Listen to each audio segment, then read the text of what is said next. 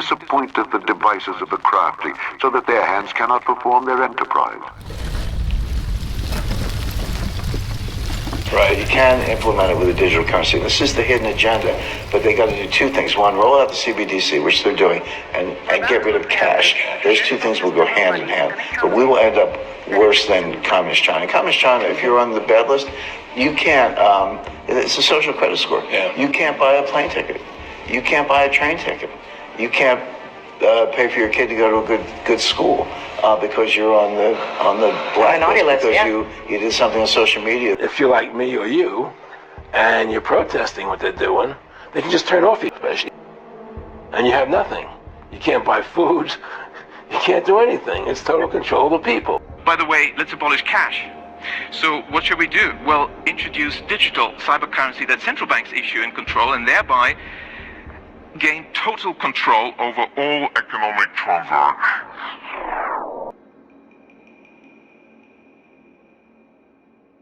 For the vision is yet for an appointed time, but at the end it shall speak and not lie. Though it tarry, wait for it, because it will surely come. It will not tarry. This is an article from The Economist, which is a magazine funded by the Rothschilds. This particular article was posted, released back in 1988. So I actually made the original post in 2018 because that was the 30th year anniversary from this particular article of this magazine being. But what they were telling us already back then, that there was a plan to go to a one world currency. And you can look, you see very clearly on the cover of this magazine, it's a phoenix, but he's on his chest of the phoenix. There is a digital logo, a currency logo, digital currency logo.